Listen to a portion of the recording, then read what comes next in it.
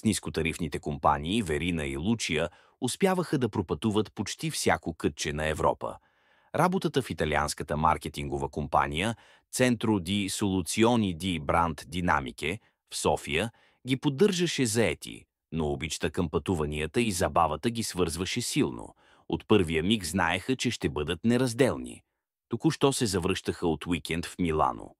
Лу, наполовина българка, наполовина италианка, вече настройваше честотите си на тема интервюта. Като лидер по наемането на служители, тя провеждаше по няколко онлайн интервюта на ден и обичаше работата си. След кацането двете се отправиха към офиса. Лу разполагаше с час и трябваше да се подготви, докато Верина се насочваше към своите срещи. Компанията се разполагаше на 3 етажа в една от най-модерните сгради в столицата. Макар да работеха на различни етажи, бяха в постоянен контакт. Нищо не предвещаваше предстоящо необичайно развитие. Лучия бързо довърши грима си и хвърли поглед към огледалото. Русата й коса падаше по раменете, а зелените й очи подчертаваха увереното й излъчване. Зеленият костюм подхождаше на елегантната й фигура, придавайки й авторитет. Настани се зад бюрото си, готова за първото си интервю на живо от месеци. Изведнъж изпита странно безпокойство, необяснима тревога, която пълзеше нагоре, като бавно изкачваща се студена ръка. Сърцето й биеше силно, като че ли я предупреждаваше. Дланите й станаха влажни, а дишането й накъсано и плитко, като че ли всяка глътка въздух изискваше огромно усилие. Вратата се отвори и пред нея застана млад мъж, ослепително красив, който безкомпромисно изтръгна всяка следа от професионализъм у Лу.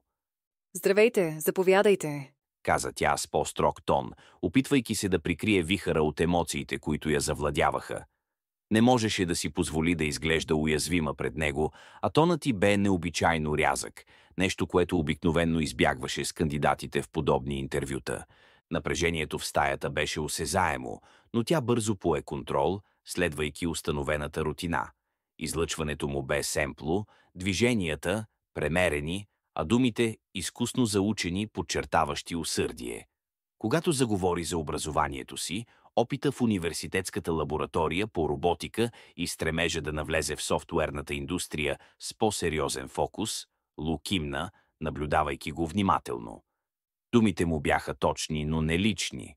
Мина и през ума, докато се опитваше да разкрие смисъла за тази привидно перфектна фасада, която сякаш прикриваше нещо повече. Финансовия софтуер с изкуствен интелект за испанската телевизия ми направи силно впечатление. Лучия се озадачи. Проектът беше сериозен и ключов за компанията и той изобщо не бе подходящ кандидат. Да, ние търсим програмисти за този екип, но с малко повече опит от вашия. Вие с какво се занимавате в лабораторията? Докато той разказваше, тя разгледа сивито му, Тодор Обретенов. Усещаше нещо необяснимо и изведнъж в съзнанието й се прокрадваха образи, които не биваше да си позволява. Тя реши. Много интересно. Кажете ми, бихте ли проявили интерес към стажантска позиция в екипа за Кар Испаньола Movies? 30 минути по-късно емоциите все още я държаха в хватката си. Нещо необичайно за Лучия.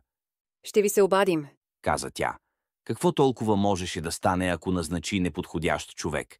Най-много да го прехвърли в друг екип, далеч от очите и съвестта й. Ала, вътре в нея се промъкна гузно усещане, като предчувствие за буря. Това можеше да е началото на нещо, което щеше да промени всичко.